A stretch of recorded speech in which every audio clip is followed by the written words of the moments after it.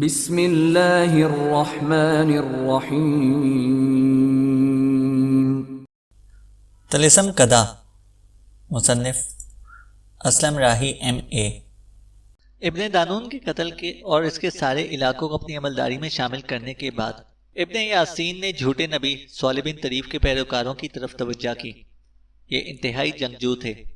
جھوٹے نبی صالح بن طریف کے پیروکار ابو حفص کو جب خبر ہوئی کہ مسلمانوں کے لشکر نے ابن دانون کو شکست دی ہے اور وہ خود جنگ میں مارا گیا ہے، تو اس نے اپنے حکمرانوں کو مسلمانوں کے خطرے سے آگاہ کیا۔ اس دوران جب ابن دانون کی بیٹی سیلا بھی اپنے بچے کچے لشکر کے ساتھ اس کے پاس پہنچ گئی اور اس نے ابو حفص کو جب یہ بتایا کہ مسلمان اب اس طرف کا رخ کر رہے ہیں، تو ابو حفص نے اپنے ہمسایہ حکمرانوں کو اپنی مدد کے لیے بلایا۔ ان میں دو ہمسائے نہایت اہم اور قابل ذکر تھے۔ ایک کوہستان اطلس کے قبائل کے جنگجو بربر اور دوسرے بنو ہمار کا نصرانی حکمران بلوگین شامل تھے۔ ان دونوں نے ابو حفص کی پکار کا خاطر خواہ جواب دیا اور اپنے لشکر انہوں نے ابو حفص کی مدد کے لیے روانہ کر دیے۔ ابن یاسین دشمنوں کے اس سارے گٹھ جوڑ اور اتحاد سے باخبر، مگر اپنے رب کے بھروسے اور اپنے جذبہ ایمانی کے تحت دشمن کی اس عدوی برتری سے بے نیاز ہو کر آگے بڑھتے رہے۔ زئیر کے مقام پر ان کا دشمنوں سے سامنا ہوا۔ ابن یاسین نے اپنے لشکر کی ترتیب ایسی ہی رکھی جیسی ابن دانون کے ساتھ جنگ کے دوران تھی۔ دوسری طرف ابن حفص نے اپنے لشکر کو 4 حصوں میں تقسیم کیا تھا۔ کلب لشکر اس کے پاس تھا اور اس میں اس کے اپنے لشکری شامل تھے۔ میسرہ میں قبائل مسمورہ کے زہریلے جنگجو شامل تھے۔ میمنہ نصرانی حکمران بلوگین کے لشکر پر مشتمل تھا۔ عقب میں ابن دانون کی بیٹی سیلا اپنے شکست خوردہ لشکر کے ساتھ شامل تھی۔ اس کے ذمہ پڑاؤ کی حفاظت کے علاوہ ابن حفص کے متحدہ لشکر کے عقبی حصے کو محفوظ رکھنا بھی تھا۔ ابن حفص نے چالاکی سے کام لیا۔ مسلمانوں کو دیکھتے ہی اس نے انہیں پڑاؤ کرنے کی مہلت بھی نہ دی اور اپنے لشکر کو ان پر حملہ کرنے کا حکم دے دیا۔ ابن یاسین نے فوراً سنہاجہ کے مجاہدوں کو رسد و خوراک کے سامان، لشکر کی عورتوں اور لشکر کے عقبی حصے کی حفاظت پر مامور کیا اور سفر کی تکان کو خاطر میں نہ لاتے ہوئے وہ افریقہ کی اس متحدہ بے دین قوم قوت کے خلاف صف آرا ہو گئے۔ زئیر کے میدانوں میں دونوں متحارب گروہوں کے درمیان سانس کی ڈوریاں منقطع کر دینے والی ہولناک جنگ شروع ہو گئی۔ ابن حفص مسلمانوں پر اچانک حملہ کر کے اپنے لیے فوائد حاصل کرنا چاہتا تھا، لیکن اسے کوئی کامیابی اور امید تک دکھائی نہ دی۔ مسلمان مجاہد موج کی مانند ہو کر دشمنوں کے غرور و تفاخر کو بہانے لگے تھے۔ ان کے حملوں میں سفر کی تکان کے باوجود آسودگی و سرمستی، رقص وجد اور ایک حیرت انگیز تراوت تھی۔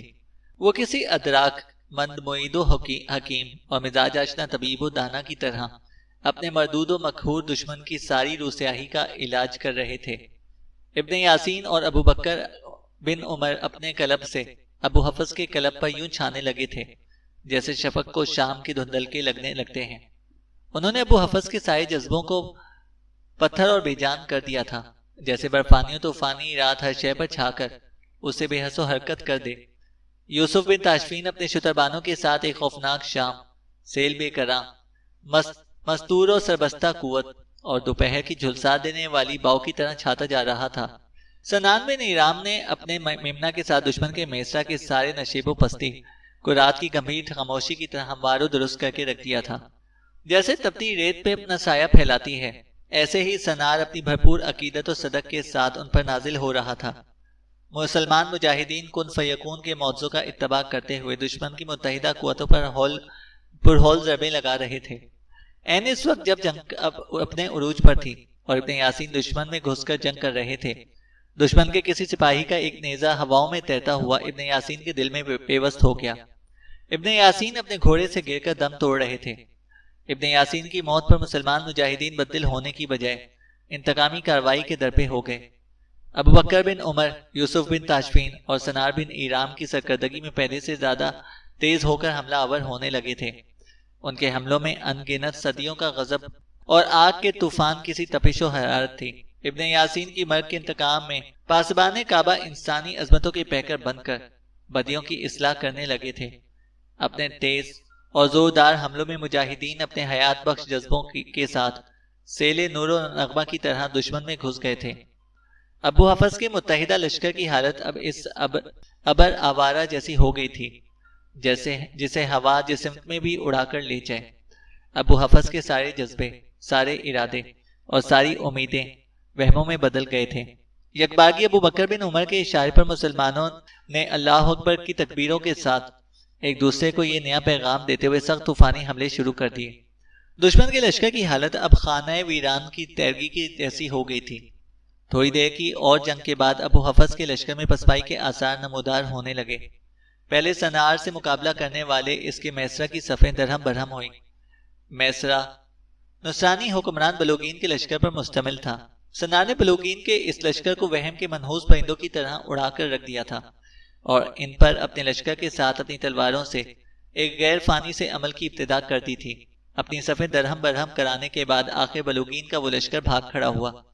ابن دانون کی لڑکی سیلا جو لشکر کے عقبی حصے کی حفاظت پر مامور تھی، اس نے جب بلوگین کے لشکر کو پسپا ہوتے دیکھا تو اس نے بھی اپنے لشکر کو پسپائی کا حکم دیا اور فرار ہونے لگی۔ اس حالت کو دیکھ کر ابو حفص اور قبائل مسمورہ بھی پیچھے ہٹنے لگے۔ اس موقع پر ابو بکر بن عمر اور یوسف بن تاشفین نے ان پر ایسا زور ڈالا کہ وہ بھی میدان جنگ چھوڑ کر بھاگ نکلے۔ ابو بکر بن عمر، یوسف بن تاشفین اور سنار بن ایرام نے تھوڑی دور تک ان کا تعاقب کیا کر کے لشکر کو خوب کاٹا، لیکن جب ابو حفص، بلوگین کے لشکر اور قبائل منصورہ نے بھاگتے بھاگتے 3 مختلف سمتیں اختیار کر لیں تو ابو بکر نے تعاقب ختم کر دیا، کیونکہ اس صورت میں تعاقب جاری رکھنے کے لیے انہیں بھی اپنے لشکر کو 3 حصوں میں تقسیم کرنے پڑتے اور یہ صورتحال ان کے لیے خطرناک بھی ثابت ہو سکتی تھی۔ لہٰذا ابو بکر کے حکم پر تعاقب ختم کر دیا گیا اور لشکر واپس میدان جنگ کی طرف آیا۔ ابن یاسین کو بڑے احترام و اعزاز کے ساتھ زعیر کے میدان میں ایک ٹیلے میں دفنا دیا گیا۔ زعیر کے مقام پر ابن یاسین کی سادہ سی قبر آج بھی موجود ہے۔ ابن یاسین بلا شبہ ان مصلحین امت میں سے تھے جنہوں نے اپنے علم و عمل اور زہد کی تقوی کی بدولت لاکھوں بندگان خدا کو صراط مستقیم کی طرف گامزن کیا تھا اور اپنی کوشش اور سعی سے ایک ایسی اسلامی سلطنت کی بنیاد رکھی جس کا حقیقی مقصد اسلام کی سربلندی، کتاب و سنت پر عمل، معاشرے کی اصلاح، مفاسد کا خاتمہ، نیکیوں کی ترویج اور علوم کی نشر و اشاعت تھا۔ وہ بلا مبالغہ اپنے دور کے مجدد تھے۔ پھر دشمن کے پڑاؤ پر قبضہ کر لیا گیا۔ یہاں بھی ان گنت خیمے، بھیڑ بکریاں، اونٹ گھوڑے، خوراک کے انبار، نقدی کے تھیلے مسلمانوں کے ہاتھ لگے۔ چند دن تک اسی میدان میں رک کر ابو بکر نے اپنے لشکریوں کو آرام کرنے کا موقع فراہم کیا۔ اس کے علاوہ وہ اپنے زخمیوں کی دیکھ بھال بھی کر رہے تھے۔ اس کے بعد انہوں نے اس میدان سے کوچ کرنے کے بعد مغرب کی طرف روانہ ہوئے۔ اب ان کا رخ ابو حفص کے مرکزی شہر برغوات کی طرف تھا۔ ابو حفص کو جب خبر ہوئی کہ مسلمان اب اس کے مرکزی شہر برغوات کا رخ کر رہے ہیں تو اس نے اپنی عملداری کے ہر جوان شخص کو جنگ میں حصہ لینے کا حکم دیا۔ چونکہ ابو حفص جھوٹے نبی صالح بن طریف کا ایک پیشوا و امام سمجھا جاتا تھا اور لوگ سختی سے صالح طریف کو ماننے والے اور اس کی شریعت پر عمل کرنے والے تھے، لہٰذا ابو حفص کی پکار پر وہ مسلح ہو کر شہر میں آ جمع ہوئے۔ حتیٰ کہ جوان عورتیں اور لڑکیاں بھی مسلح ہو کر جنگ میں حصہ لینے کے لیے لشکر میں شامل ہو گئیں۔ ابو حفص کے پاس اس قدر لشکر جمع ہو گیا تھا کہ عددی لحاظ سے پہلی جنگ کے متحدہ لشکر سے بھی زیادہ اسے فوقیت حاصل ہو گئی تھی۔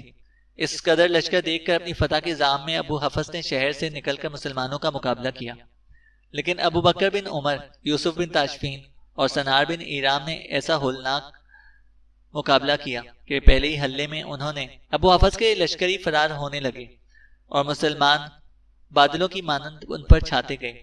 ابو حفص کو ذلت و امیز شکست ہوئی اور خود وہ جنگ میں مارا گیا۔ شہر پر مسلمانوں کا قبضہ ہو گیا۔ ابو بکر بن عمر نے اپنے لشکر کے ساتھ یہاں پر چند روز قیام کیا۔ اس دوران صالح طریف کے پاس موجود قرآن کے سارے نسخے حاصل کر کے انہیں جلا دیا گیا اور لوگوں کو اسلام کی تبلیغ کے لیے مبلغ مقرر کیے جو ابو حفص کی ساری عملداری میں پھیل کر اسلام کی تبلیغ اور واعظ کرتے تھے۔ اس دوران ابو بکر بن عمر، یوسف بن تاشفین اور سنار بن ایرام جنگ کی تیاری کرتے رہے، کیونکہ اب ان کا ارادہ کوہستان اطلس کی جنگجو قبائل مسمورہ پر حملہ آور ہونے کا تھا۔ یہ قبائل جنگجو ہونے کے علاوہ تعداد میں بھی زیادہ تھے، لہٰذا مسلمانوں نے ان سے نمٹنے کے لیے بھرپور تیاریاں شروع کر دی تھیں۔ برغوات شہر سے باہر اپنے پڑاؤ میں مغرب کی نماز پڑھنے کے بعد ایک روز سنار جب اپنے خیمے میں داخل ہوا تو اس نے دیکھا کہ اس کے خیمے میں روتا اور ابو بکر بن عمر کی بیوی زینب اور اس کی چھوٹی بہن سیت تینوں بیٹھی ہوئی تھیں۔ خیمے کے دروازے ہی پر کھڑے ہو کر سنار نے کھنکارا، پھر اس نے کہا، کیا میں اندر آ سکتا ہوں؟ زینب نے خوش طبعی سے کہا، سنار بھائی، یہ خیمہ تو آپ کا ہے، اس میں آنے کے لیے ہم سے اجازت کیسی؟ آپ اندر آئیں، ہم آپ سے کچھ کہنے کے لیے آئی ہیں۔ سنار خیمے میں داخل ہو کر ان کے سامنے بیٹھ گیا۔ سید نے روتا کو کوہنی مارتے ہوئے کہا، چلو کہو جو کہنا چاہتی ہو، ورنہ ہم اٹھ کر چلی جائیں گی اور تم دیکھتی رہ جاؤ گی۔ روتا نے ایک جھوکی سی نگاہ سنار پر ڈالی، پھر شرماتے ہچکچاتے ہوئے کہا، میں گزشتہ جنگ میں عریق جیسے زور پر آپ کی شاندار کامیابی پر آپ کو مبارکباد دیتی ہوں۔ اس کے بعد زینب اور سید نے بھی مبارکباد دی۔ سنار ہلکے ہلکے مسکرا رہا تھا، پھر سید نے کہا، یہ روتا پچھلے کئی روز سے آپ کے پاس آنے کا ارادہ کر رہی تھی اور یہ آپ کو عریق کے خلاف کامیابی پر مبارکباد دینا چاہتی تھی۔ میں نے اسے کہا بھی کہ جاؤ سنار بھائی سے ان کے خیمے میں مل کر آ جاؤ، لیکن خبر نہیں ہے آپ کے پاس اکیلی آتی ہوئی کیوں شرماتی تھی، جبکہ یہ آپ کے ساتھ ہی آپ کی حویلی میں ہی رہتی ہے۔ ہر روز مجھے کہتی تھی کہ تم امیر سنار کے پاس میرے ساتھ چلو، آج یہ مجھے اپنے ساتھ زبردستی کھینچ کر لائی ہے۔ روتا کے چہرے پر حیا آمیز مسکراہٹ پھیلی ہوئی تھی اور کبھی کبھی وہ نظریں پھیر کر اس کی طرف دیکھ بھی لیتی تھی۔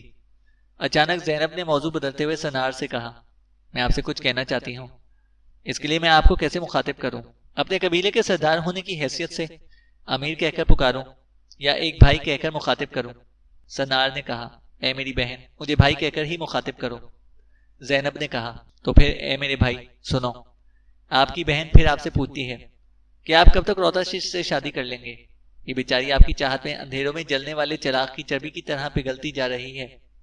اس اچانک گفتگو پر روتا کا چہرہ شرم و حیا میں سرخ ہو کر رہ گیا۔ اس کی گردن جھک گئی اور اس کے گھٹنوں تک چلی گئی۔ پھر سنار نے بھرپور شوق سے روتا کی طرف دیکھتے ہوئے کہا، یہ معاملہ روتا کا ہے اور اس کی مرضی کے بغیر یہ کیوں کر طے ہو سکتا ہے؟ یہ فیصلہ اس نے ہی کرنا ہے کہ یہ ہمیشہ کے لیے ایک رفیقہ کی حیثیت سے میرے ساتھ رہے گی یا اپنی زندگی کا فیصلہ کرنے کے لیے اس کی منزل کوئی اور ہے۔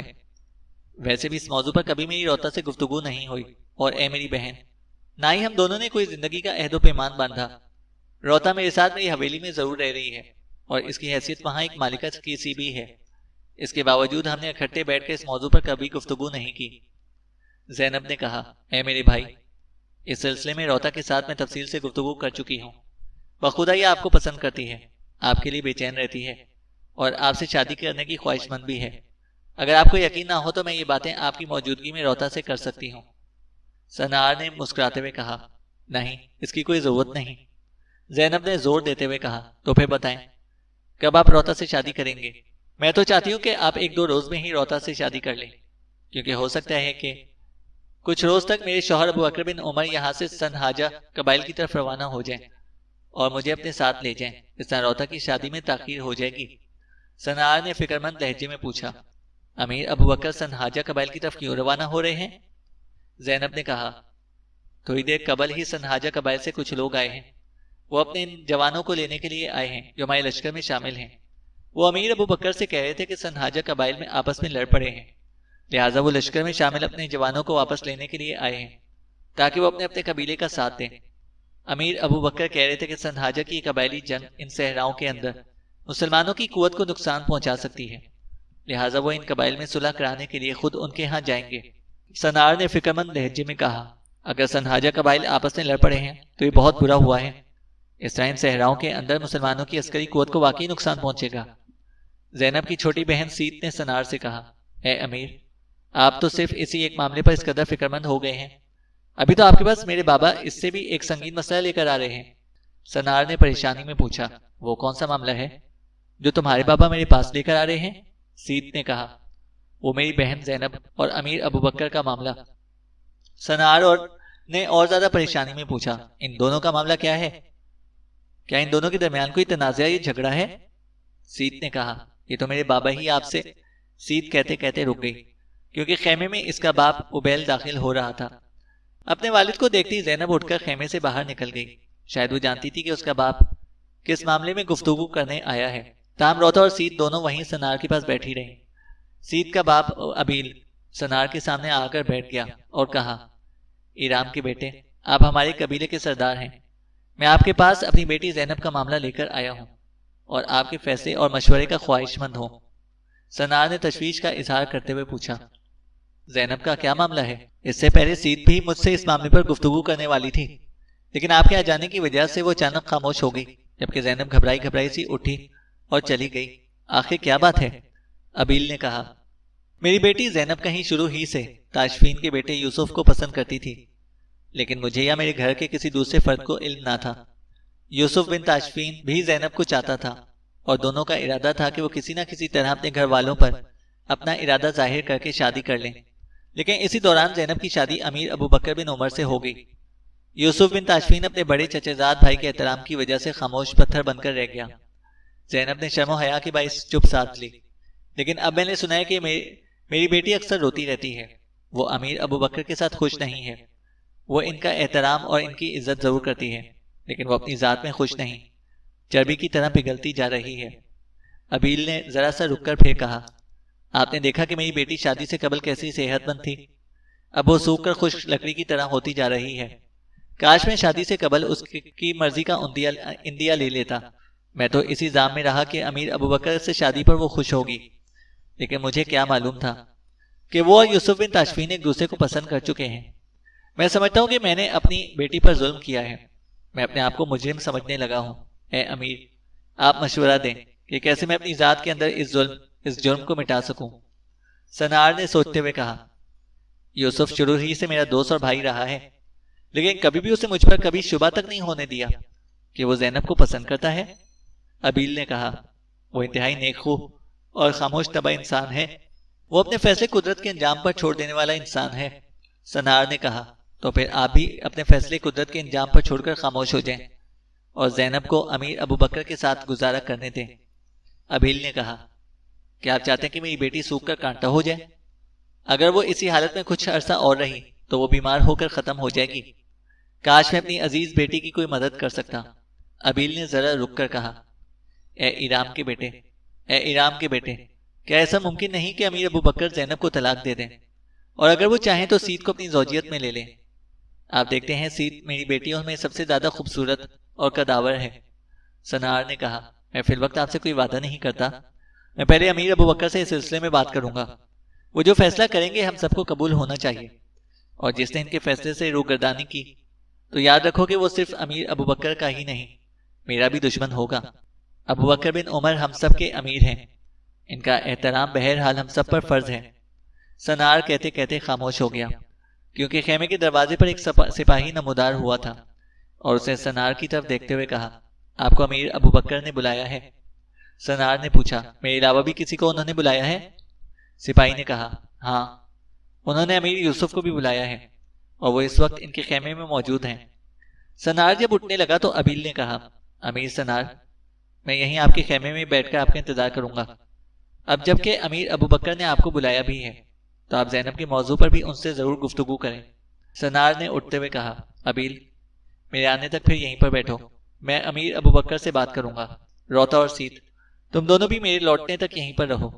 سنار اپنے خیمے سے باہر نکل کر اس سپاہی کے ساتھ ہو لیا جو اسے بلانے آیا تھا۔ امیر ابو بکر بن عمر کے خیمے میں سنار جب داخل ہوا تو اسے دیکھا کہ وہاں خیمے کے اندر ابو بکر بن عمر اور یوسف بن تاشفین دونوں بیٹھے ہوئے تھے۔ سنار خاموشی سے ان دونوں کے پاس جا کر بیٹھ گیا۔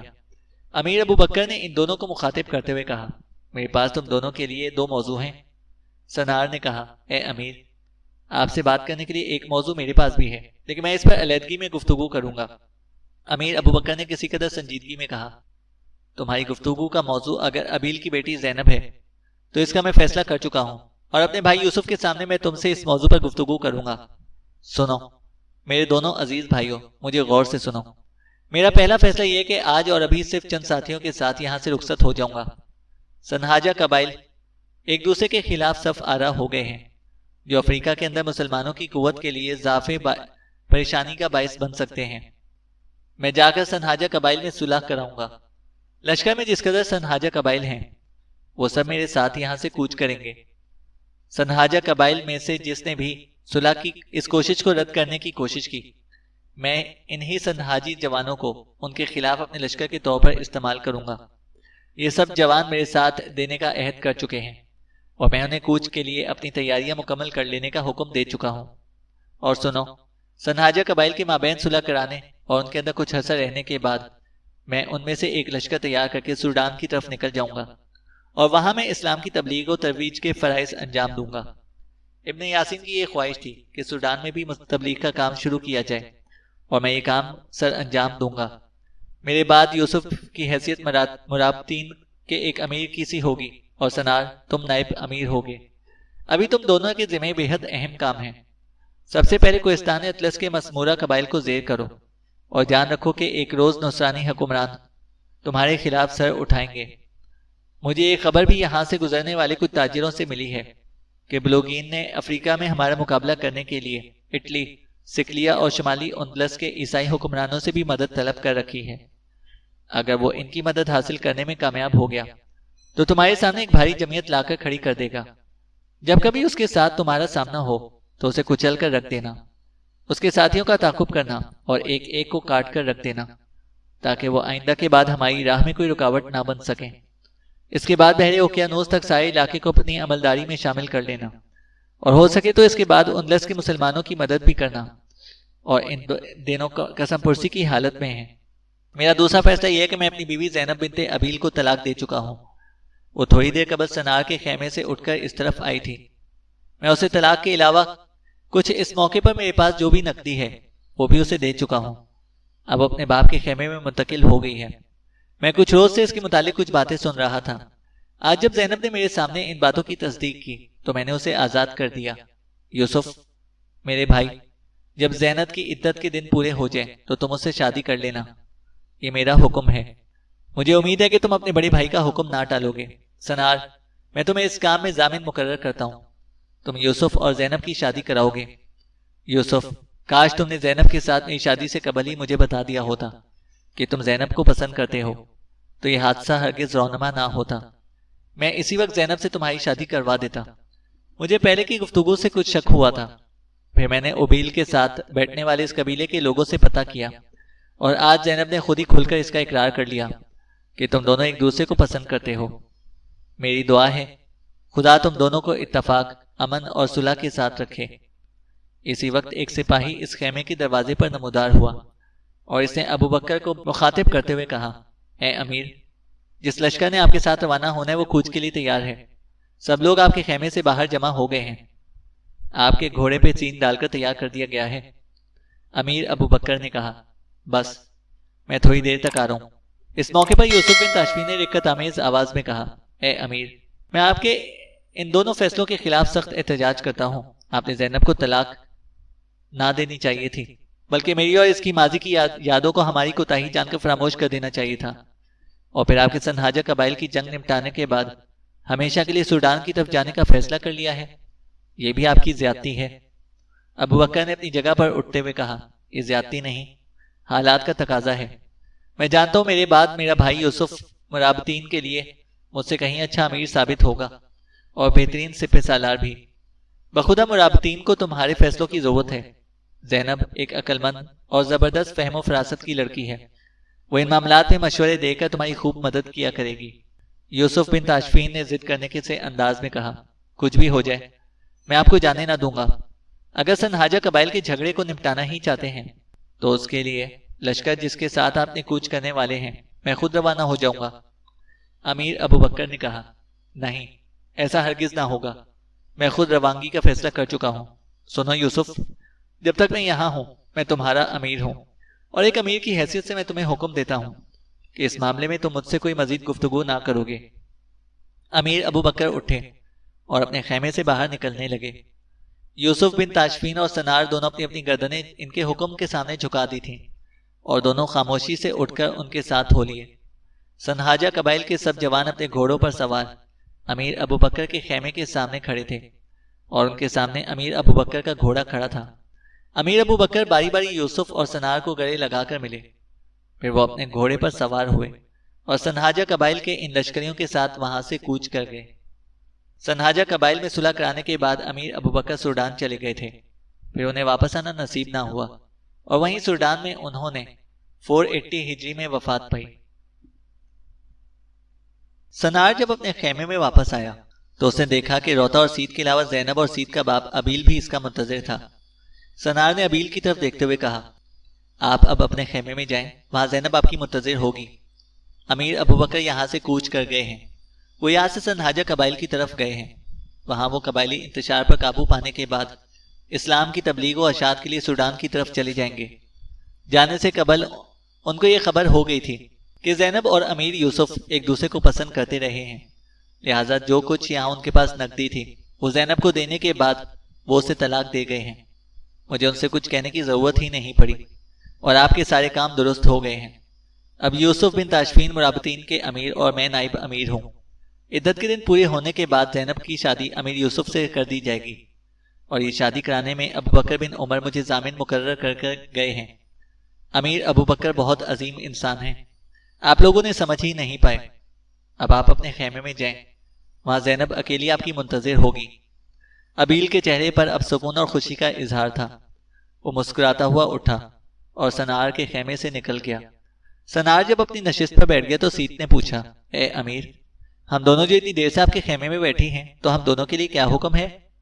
سنار نے کہا، سیت، جس طرح امیر ابو بکر نے جاتے ہوئے مجھے زینب اور یوسف کی شادی کے لیے ضامن مقرر کیا ہے، ایسے میں تمہیں اپنے اور روتا کے درمیان شادی کے علاوہ میں تمہیں روتا کے لیے امین و محافظ مقرر کرتا ہوں۔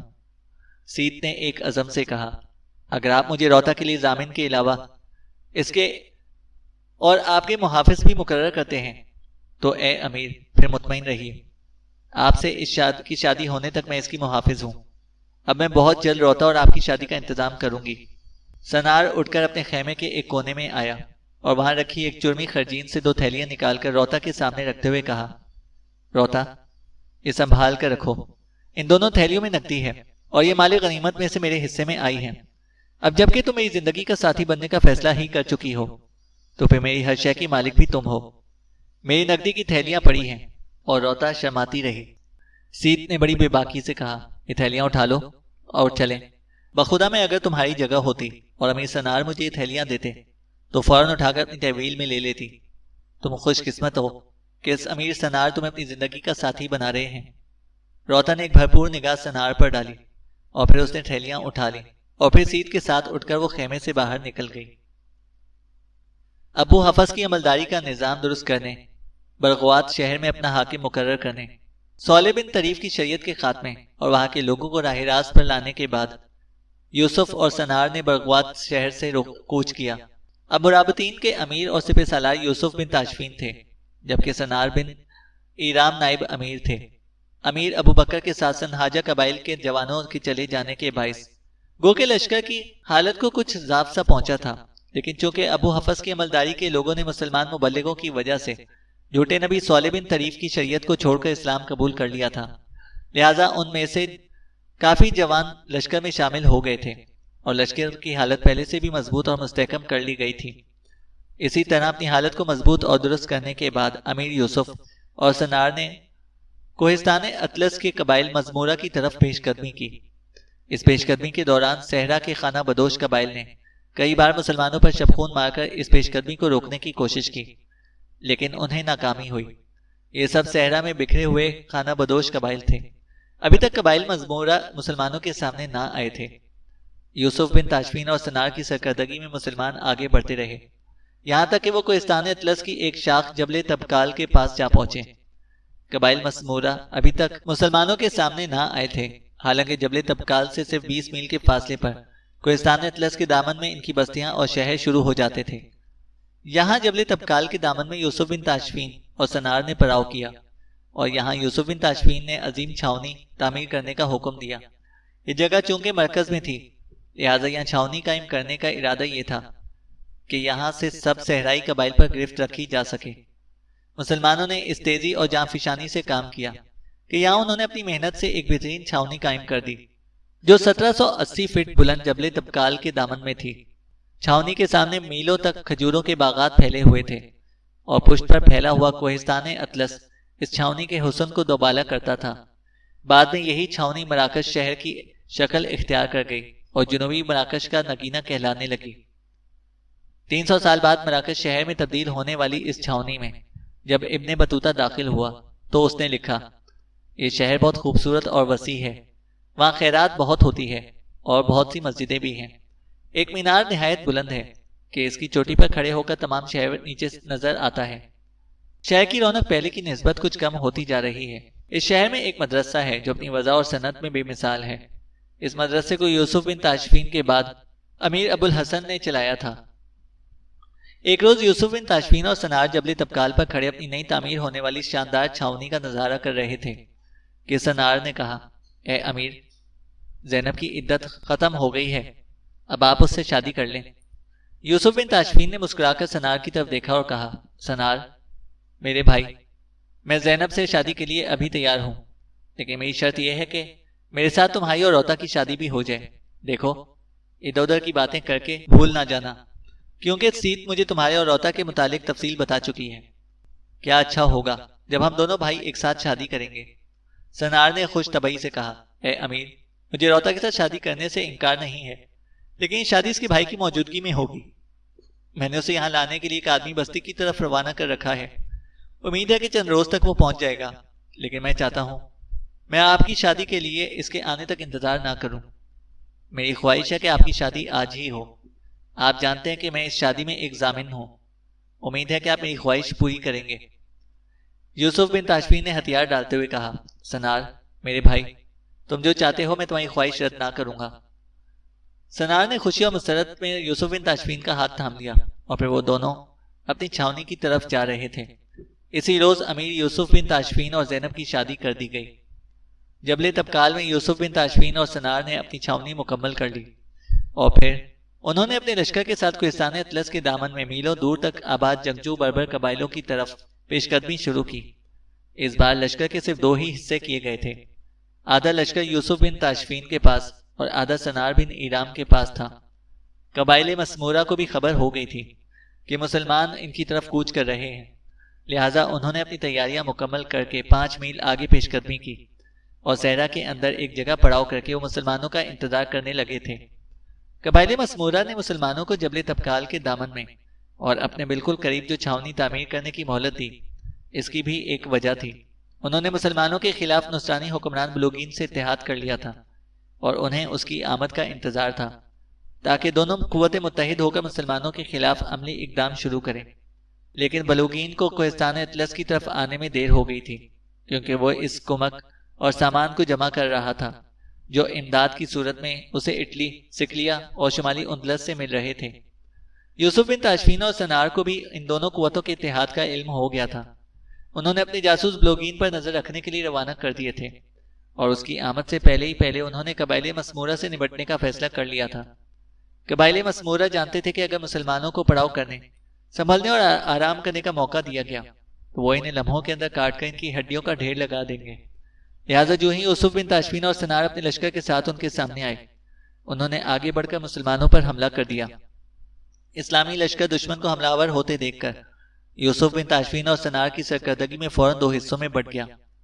قبائل مسمورہ نے آگے بڑھ کر اسلامی لشکر کے وسطی حصے کو اپنے حملوں کا نشانہ بنانے کی کوشش کی، لیکن ان کو اس وقت مایوسی ہوئی جب اسلامی لشکر فوراً بٹ کر 2 حصوں میں تقسیم ہو گیا۔ درمیان کی جگہ انہوں نے خالی چھوڑ دی تھی اور دشمن کے دائیں پہلو پر بھرپور حملہ کر دیا تھا۔ دائیں جانب سے یوسف بن تاشفین اور بائیں جانب سے سنار حملہ آور ہوا تھا۔ قبائل مسمورہ کو وسطی حصے سے اپنے پہلوؤں کی طرف سمیٹنے میں کچھ دیر لگی۔ اس وقت تک امیر یوسف اور سنار نے ہوا کے ہدف آموز جھکڑوں، جاڑے کے اجاڑ پن اور ایک عذاب جاویداں کی طرح ان پر چھانا شروع کر دیا تھا۔ صحرا کے اندر مارکا شروع ہو گیا تھا۔ لگتا تھا کہ نفع سور ہو گیا ہو اور لوگ ایک دوسرے پر ٹوٹ پڑے ہوں۔ مسلمانوں کے حملوں میں وہی تراوف نفس، بشارت کے لمحوں اور اگلی صفوں کی طرف جانے کی بےتابی تھی۔ انہوں نے اپنے شویلے اور غسیلے دشمن پر سسکتی ویرانیاں اور پرہول خاموشی طاری کر دی تھی۔ دشمن کے اندر گھستے ہوئے وہ ایسے انداز میں اللہ اکبر کی صدائیں بلند کر رہے تھے، وہ انتہائی مبالغانہ اور مدبرانہ انداز میں دشمنوں پر حیات و مرگ کا عقدہ کھول رہے تھے۔ دائیں طرف امیر یوسف نے کسی نیرنگ ساز و ساحر کی طرح دشمن پر درماندگی اور خستگی طاری کرنا شروع کر دی تھی، جبکہ بائیں جانب سے سنار نے ان کی تقدیر کے لیے اجل قاطع طریق اور رگوں پر سنسنی طاری کر دینے والا حریف ثابت ہو رہا تھا۔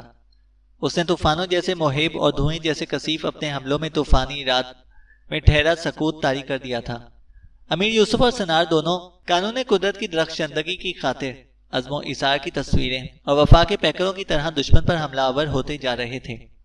اچانک اللہ اکبر کے بلند نعروں کی صداؤں کے ساتھ مسلمانوں نے اس زور کا حملہ کیا کہ وہ خونخوار بربر قبائل کے پاؤں اکھڑ گئے اور وہ میدان چھوڑ کر بھاگ نکلے، لیکن ان کی بدقسمتی کہ مسلمانوں نے انہیں بھاگنے کا موقع بھی نہ دیا۔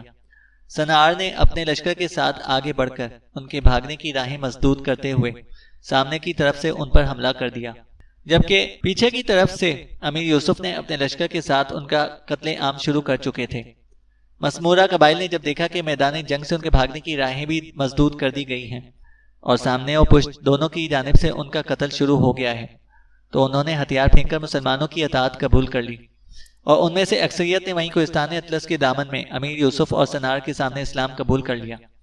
یوسف بن تاشفین نے وہاں اپنے لشکر کو خیمہ زن ہونے کا حکم دیا، کیونکہ مسمورہ قبائل کے لوگ گروہ در گروہ آ کر ان کے پاس اسلام قبول کرنے لگے تھے۔ امیر یوسف اور سنار دونوں اپنے گھوڑوں پر سوار اپنے لشکر کے لیے تیزی سے نصب ہوتے خیمے اور اسلام قبول کرنے والے مسمورہ قبائل کے لوگوں کا جائزہ لے رہے تھے کہ ان کا ایک بربر سپاہی اپنے گھوڑے کو سر پر دوڑاتا ہوا ان کے قریب آیا اور کسی قدر پریشانی میں اس نے کہا، اے امیران مسلمین، میں ایک بری خبر لے کر آیا ہوں۔ نصرانی حکمران بلوگین ایک زبردست لشکر کے ساتھ ہمارے قریب آ گیا ہے۔ اس کے لشکر میں اٹلی، سکلیا اور شمالی اندلس کے انگنت باقاعدہ سپاہی اور رضاکار شامل ہیں، اور وہ مسلمانوں کو افریقہ کے ان علاقوں سے نکال دینے کی قسم کھا کر اس طرف آئے ہیں۔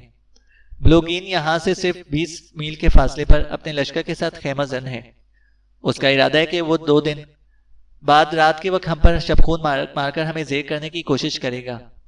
میرے ساتھ میرا ایک ساتھی بھی ہے، میں اسے دشمن پر نگاہ رکھنے کے لیے وہیں پر چھوڑ کر آیا ہوں۔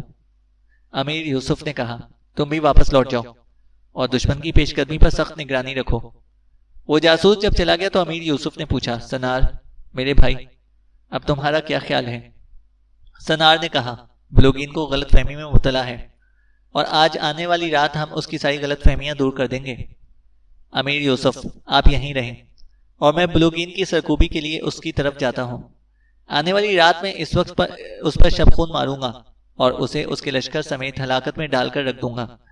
اس وقت آپ یہیں قبائل مسمورہ کے سر پر سوار رہیں۔ انہوں نے نئی اطاعت قبول کی ہے۔ اگر ہم دونوں لشکر لے کر یہاں سے بلوگین کی طرف چلے گئے اور ان کو خبر ہو گئی کہ بلوگین ان کی مدد کے لیے آ گیا ہے، تو اے امیر، میں ان کی سرشت کو خوب جانتا ہوں، یہ ہمارے خلاف بغاوت کر دیں گے اور اس طرح ہم 2 محاذوں پر بٹ جائیں گے۔ آپ کے یہاں رہنے سے ان کو سرکشی اور بغاوت کرنے کی جرت نہ ہوگی۔ امید ہے کہ آپ میرے فیصلے سے اتفاق کریں گے۔ امیر یوسف نے کہا، سنار میرے بھائی، میں تمہارے فیصلے سے پوری طور پر اتفاق کرتا ہوں۔ میں جانتا ہوں تمہارے فیصلے ہمیشہ جاندار اور ان میں ہمیشہ بہتری کا پہلو ہوتا ہے۔ میں اپنے لشکر کے ساتھ قبائل مسمورہ کے پاس ہی رہتا ہوں اور تم اپنے لشکر کے ساتھ یہاں سے کوچ کر جاؤ اور رات کے وقت بلوگین کے لشکر پر شبخون مارو۔ مجھے یقین ہے کہ تم لمحوں کے اندر اس کے لشکر کو ویران و تباہ حال کر دو گے۔ تم تھوڑی دیر تک یہاں سے کوچ کر جاؤ۔ اتنی دیر تک میں اپنے لشکر کو 2 حصوں میں تقسیم کرتا ہوں، ایک کو مسمورہ پر نگاہ رکھنے پر مقرر کرتا ہوں اور دوسرا تیاری کی حالت میں رہے گا، تاکہ اگر ضرورت پڑے تو بلوگین کے مقابلے میں اس حصے سے تمہاری مدد کی جا سکے۔ امیر یوسف کہتے کہتے رک گئے، کیونکہ ان کی نگاہ اچانک اپنی اور سنار کی پشت پر اٹھ گئی تھی۔ وہاں حسین روتا اور اس کا بھائی ہنوک کھڑے تھے۔ امیر یوسف نے بڑی شفقت سے کہا، روتا میری بہن، تم آؤ، یہ تمہارا بھائی ہنوک کب آیا؟ روتا کچھ کہنے والی تھی کہ سنار نے چونک کر ان دونوں کی طرف دیکھا، پھر وہ گھوڑے سے کود گیا اور ہنوک کو گلے سے لگاتے ہوئے اس نے کہا، تم کس وقت آئے میرے بھائی؟ امیر یوسف بھی گھوڑے سے اتر گئے اور ہنوک سے بغل گیر ہو کر ملے۔ پھر امیر یوسف نے سنار کے کان میں سرگوشی کرتے ہوئے کہا، میرے بھائی، تم لشکر کے ساتھ اب کوچ کر جانا، میں جاتا ہوں۔ شاید روتا علیحدگی میں تم سے کچھ کہنا چاہے۔ امیر یوسف نے شاید روتا اور ہنوک کو سنانے کی خاطر بلند آواز میں کہا، سنار میرے بھائی، زینب اور سید اب روز مجھ سے جھگڑا اور تکرار کرتی ہیں کہ بغیر کسی تاخیر کے تمہاری اور روتا کی شادی کر دی جائے۔ یہ میرا آخری فیصلہ ہے اور اس میں کوئی تبدیلی نہ ہوگی۔ اب تو ہنوک بھی یہاں پہنچ گیا، اب اس معاملے کو تاخیر دینے کی کوئی وجہ بھی نہیں ہے۔ اتنا کہنے کے بعد امیر یوسف اپنے گھوڑے پر سوار ہوئے اور وہاں سے چلے گئے۔ امیر یوسف کے جانے کے بعد ہنوک نے کہا، سنار بھائی، میں اس وقت یہاں پہنچا ہوں، یہاں جنگ اپنے عروج پر تھی، ناسان ٹھیک ہے اور آپ کو بہت یاد کرتی ہے۔ بکریوں کا ریوڑ اور دودھ پہلے کی نسبت بڑھ گیا ہے، کیونکہ اس دوران 300 اور بکریوں نے بچے دیے ہیں۔ اس طرح بکریوں کی تعداد بھی زیادہ ہو گئی ہے۔ ہنوک جب خاموش ہوا تو روتا نے اپنے گلابی تبسم میں اپنی سیر و شبنم کی طرح سرگوشیاں کرتی آواز میں سنار کو مخاطب کرتے ہوئے کہا، میں آپ اور امیر یوسف کی پوری گفتگو سن چکی ہوں۔ اگر آپ اجازت دیں تو بلوگین کے خلاف آپ کی اس مہم میں بھی آپ کا ساتھ رہوں گی۔ سنار نے کہا، روتا، اگر کسی کے خلاف کوئی باقاعدہ جنگ ہوتی تو بخدا میں تمہیں اپنے ساتھ ضرور رکھتا۔ اس مہم میں کوئی عورت ہمارے ساتھ نہ ہوگی۔ یہ مہم صرف رات بھر کا شب خون ہوگا اور اسی شب خون میں بلوگین کا انجام میں طے کر کے رکھ دوں گا۔ روتا نے پھر ایسی آواز میں کہا جس میں آبشاروں کا ترنم، پھولوں کی مہک اور ابدیت کی سی گہرائی تھی، آپ کی سلامتی اب میری زندگی کا مقصد ہے۔ میں چاہتی ہوں کہ اس شب خون میں بھی آپ کا ساتھ دوں۔ سنار نے کہا، نہیں روتا، اس طرح میں حصوں میں بٹ جاؤں گا۔ دشمن کے خلاف جنگ کرنے کے علاوہ مجھے تمہاری حفاظت بھی کرنا پڑے گی۔ اپنی نیلی جھیل سی آنکھوں کی ایک سیدھی نگاہ روتا نے سنار پر ڈالی، پھر اس نے پہاڑی جھرنوں کے گیت، نغمہ سحری اور زمزمہ حسن و شباب جیسے انداز میں کہا، ہنوک آج رات میرے اور سید کے ساتھ رہے گا، پھر کل سے ہم دونوں بھائی بہن آپ کے خیمے میں منتقل ہو جائیں گے۔ سنار نے چاہت بھری آواز میں کہا، روتا، یہ میری خوش قسمتی ہے کہ کل میری تمہارے ساتھ شادی ہو رہی ہے۔ روتا کا خوشبو سے بوجھل جوان جسم کپ کپا کر رہ گیا، وہ حجاب اور شرم کا پیکر ہو کر رہ گئی، تاہم اس کے چہرے پر صباحت، تازگی اور لطافت تھی۔ اس کی جھیل کے پانی کی سی آنکھوں میں آوارہ زمزمے، نوید شفا، ہدیہ تبریک، نغموں جیسی حلاوت اور تابندہ صدف جیسے جذبے تھے۔ وہ جھرنے کی طرح معصوم کھڑی رہی اور اس کا گلابی جسم کپ کپاتا رہا۔ اس بار ہنوک نے بولتے ہوئے کہا، اے میرے محترم بھائی، یہ آپ کی نہیں بلکہ ہم دونوں بہن بھائی کی خوش بختی ہے کہ ہمارا آپ سے اس قدر گہرا تعلق ہو رہا ہے۔ سنار نے روتا سے کہا، روتا، اب تم اور ہنوک جاؤ، میں اپنے لشکر کے ساتھ اب کوچ کرتا ہوں۔ روتا نے التجا بھری نظروں سے اسے دیکھتے ہوئے کہا، میں آپ کو خدا حافظ کہتی ہوں۔ سنار اپنے گھوڑے پر سوار ہو کر چلا گیا۔ روتا اور ہنوک بھی واپس جا رہے تھے۔ رات آدھی کے قریب جا چکی تھی۔ روتا، سیت اور ہنوک اپنے خیمے میں گہری نیند سوئے ہوئے تھے کہ ایک سایہ ان کے خیمے میں داخل ہوا۔ خیمے کے اندر جلتی ہوئی مشعل کی مدھم روشنی میں وہ اندر داخل ہونے والا ایک حیولے کی صورت میں اس طرف بڑھا جہاں روتا سوئی ہوئی تھی۔ سرما کی خطرناک رات خوب ٹھٹر چکی تھی اور ہر طرف سرد سکوت طاری تھا۔ خیمے میں داخل ہونے والا وہی مہمان تاریکی کے آنچل کی مانند لہراتا ہوا روتا پر جھکا، پھر شاید وہ بپھر گیا اور ہاتھ میں پکڑے ہوئے خنجر سے اس نے روتا پر پے در پے وار کرنا شروع کر دیے۔ روتا کی ایک کربناک چیخ بلند ہوئی جس سے سیت اور ہنوک چونک کر اٹھ کھڑے ہوئے۔ روتا پر حملہ آور ہونے والا وہ حیولہ بھاگ کھڑا ہوا، اس کے ہاتھ میں خون آلود خنجر تھا۔ سیت اس کے پیچھے بھاگی، حیولہ رک گیا اور اپنا خنجر اٹھا کر سیت کو ڈرانا چاہا، لیکن سیت نے جرأت مندی کا ثبوت دیتے ہوئے اس پر چھلانگ لگا دی۔ ہنوک نے جب اپنی بہن کو خون میں لت پت دیکھا تو آگے بڑھ کر اس حیولے کے ساتھ خنجر چھین لیا جسے اس سیت نے دبوچ رکھا تھا۔ ہنوک نے اس حیولے کے جسم میں پے در پے وار کر کے اسے چھید کر رکھ دیا۔ سیت نے اسے چھوڑ دیا اور اسے گھسیٹ کر وہ مشعل کے قریب لے کر گئی اور پوچھا، تم کون ہو؟ کیوں تم نے میری بہن روتا پر حملہ کیا ہے؟ سیت نے غور سے دیکھا، وہ حملہ آور لڑکی تھی۔ اس لڑکی نے اپنے آپ کو سنبھالا، پھر بڑی مشکل سے اس نے کہا، میں وادی سلجماسا اور درہ کے حاکم ابن دانون کی بیٹی سیلا ہوں۔ تم لوگوں کے امیر سنار نے انفرادی جنگ میں میرے منگیتر عریق کو موت کے گھاٹ اتار کر مجھے گیلی لکڑی کی طرح سلگنے پر مجبور کر دیا تھا۔ میں اس کا تو کچھ بگاڑ نہ سکی، لیکن مجھے خبر ہو گئی تھی کہ اس روتا نام کی لڑکی سے سنار کی شادی ہو رہی ہے، لہٰذا میں نے اسے ختم کر کے اپنی طرح سنار کو بھی گیلی لکڑی کی طرح سلگتے دیکھنا چاہتی تھی۔ میں نے روتا کو ختم کر دیا ہے۔ کاش میں بھاگ سکتی اور زندہ رہ سکتی اور سنار کو کرب، مصیبت اور ہلکان ہوتا ہوا دیکھ سکتی۔ کاش میں اسے کراتے ہوئے دیکھ سکتی اور غم اور دکھ میں دیکھتی۔ کاش میں اسے سیلا اس سے آگے کچھ کہہ نہ سکی۔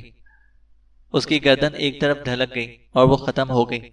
سیت اور ہنوک بھاگ کر روتا کی طرف گئے۔ اب انہوں نے اسے دیکھا تو وہ دم بخود رہ گئے۔ روتا بھی ختم ہو چکی تھی۔ سیت اور ہنوک دونوں ہی دارو قطار رونے لگے۔ سیت اور ہنوک کے رونے کی آوازیں سن کر ارد گرد کے خیموں کی عورتیں بھی وہاں پر جمع ہو گئیں۔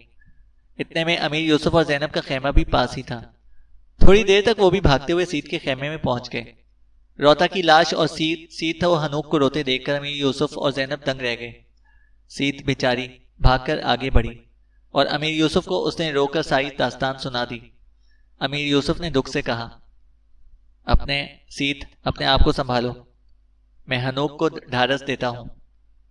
زینب، تم اور سید دونوں مل کر روتا کی لاش کو میرے خیمے میں لے کر آؤ، میں حنوک کو ڈھارس دے کر لاتا ہوں۔ زینب اور سید روتا کی لاش اٹھا کر باہر لے گئیں۔ امیر یوسف حنوک کو لپٹا کر تسلی دینے لگے، پھر وہ حنوک کو اپنے خیمے میں لے کر گئے اور اسے علیحدہ حصے میں بٹھا دیا، جبکہ روتا کی لاش کو خیمے کے دوسرے حصے میں رکھا گیا تھا۔ امیر یوسف کا خیمہ جو کئی کمرہ نما حصوں پر مشتمل تھا، اس کی خوابگاہ والے حصے میں کافی دیر تک چہل قدمی کرتے رہے اور سوچتے رہے۔ شاید روتا کی موت نے انہیں ایسا کرنے پر مجبور کر دیا تھا۔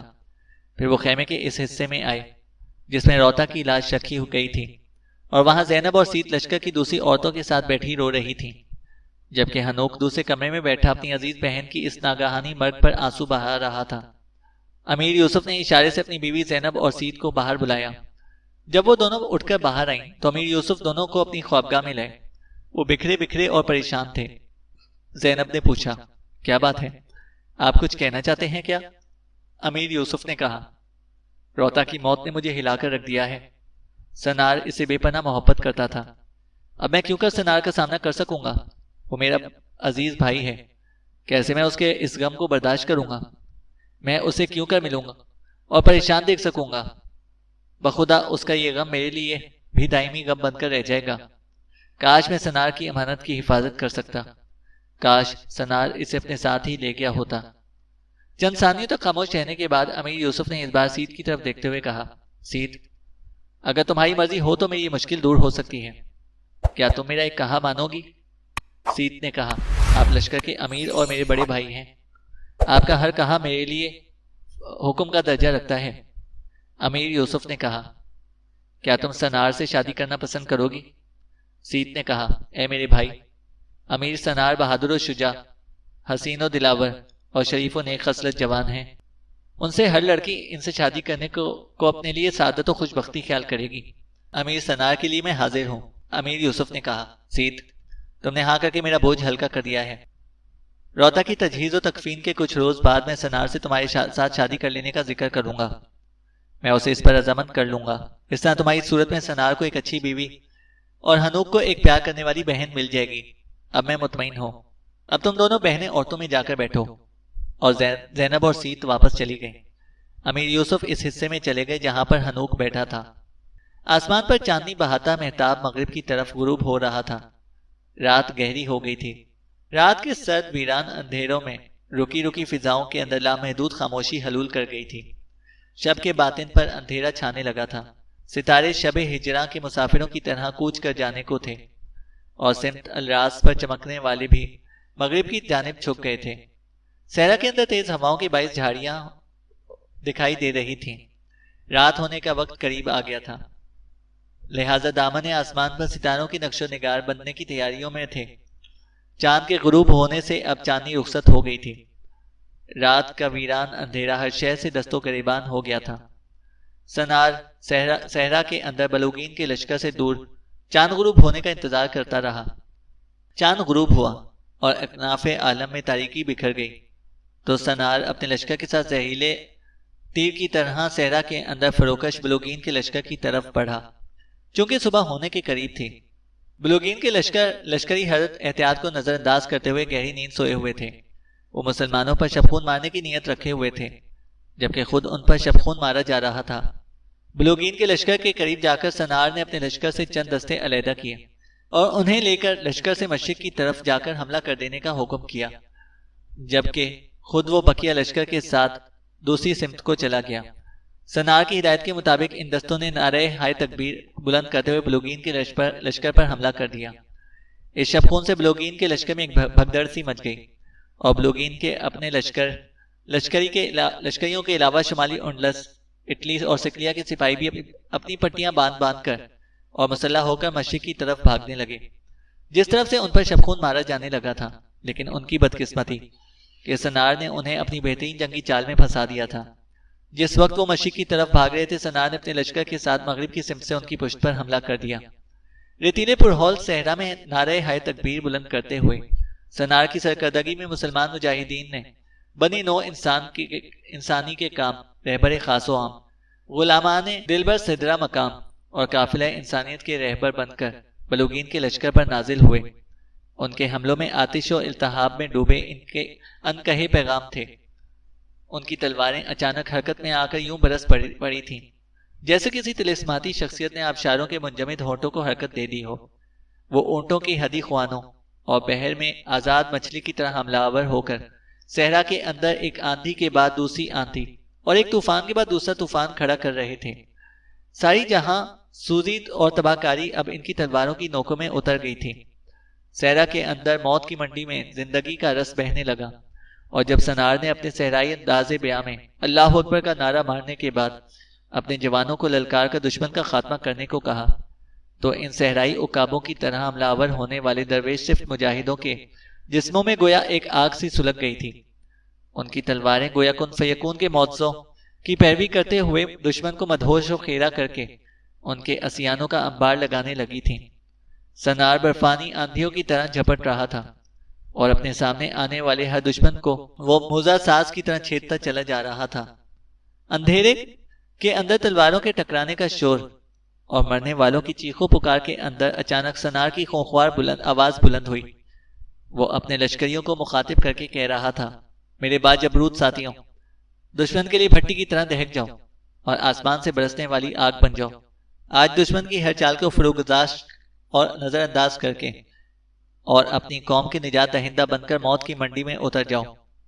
میرے جفاکش اور ہنرمند ساتھیوں، خدائے جن و انس تمہارا حامی و ناصر اور مددگار و معین ہے۔ رب سماوات و ارض کی قسم، دشمن کی عملی اصلاح کا وقت آ گیا ہے۔ آؤ اپنے رب مشرق و غرب پر سب کچھ قربان کر دیں۔ سنار کے ان الفاظ نے مجاہدین میں ایک آگ سی لگا دی تھی اور وہ عالم بشریت میں دشمن پر چھانے لگے تھے، اور صحرا کے اندر بلوغین کے لشکر کا قتل عام شروع ہو گیا۔ اندھیروں کے اندر بلوغین کے لشکر کا قتل عام جاری تھا، یہاں تک کہ رات جب اپنی ساری ستم آرائیوں کے ساتھ کوچ کر گئی اور مشرق سے سورج نمودار ہوا تو مسلمانوں کے ہاتھوں بلوغین جنگ میں مارا جا چکا تھا اور اس کے لشکر کا کچھ حصہ دفاعی جنگ کر رہا تھا۔ بلوغین کے حصے والے اس لشکر کو سنار نے گھیر لیا تھا اور اس کا مکمل طور پر صفایا کر دیا۔ صحرا کے اندر مسلمانوں کے خلاف آنے والے شمالی اندلس، اٹلی اور سکلیا کے نصرانی سپاہیوں کی لاشوں کے ڈھیر بھی لگے پڑے تھے۔ سنار نے دوپہر تک وہیں پر پڑاؤ کر کے اپنے زخمیوں کی دیکھ بھال کی اور اپنے سپاہیوں کو آرام کا موقع دیا۔ بلوغین کے پڑاؤ سے اس کے ہاتھ نقدی، سونے، خوراک اور ہتھیاروں کے ڈھیر ملے، اور لشکر کی خوراک کے لیے استعمال ہونے والی بھیڑ بکریوں کے ریوڑ اس کے علاوہ تھے۔ دوپہر کے قریب سنار نے ہر چیز کو سمیٹا اور کوہستان اطلس کی طرف کوچ کر گیا۔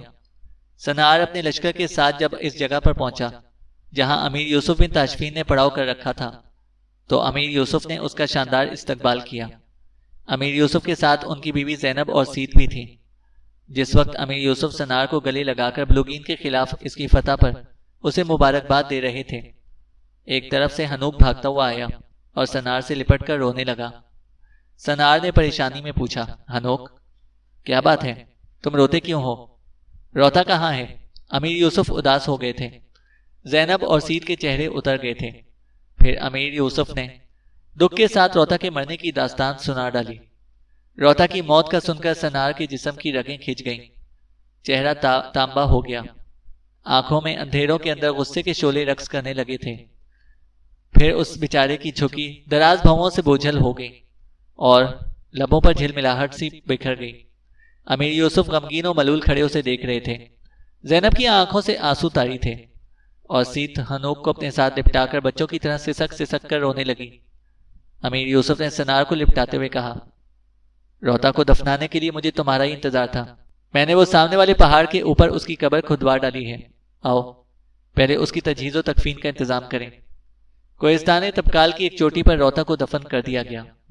جنازے میں شریک کرنے والے لوگ پڑاؤ کو چلے گئے۔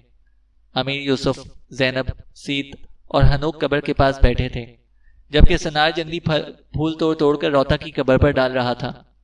امیر یوسف نے روتی آواز میں سنار سے کہا، سنار میرے بھائی، آؤ چلیں۔ سنار ان کے قریب آ کر کھڑا ہوا۔ وہ اداس اور بکھرا بکھرا تھا۔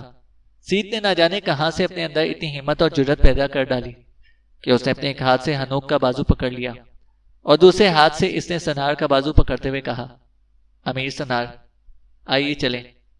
سنار چپ چاپ سید کے ساتھ ہو گیا، آگے آگے سید۔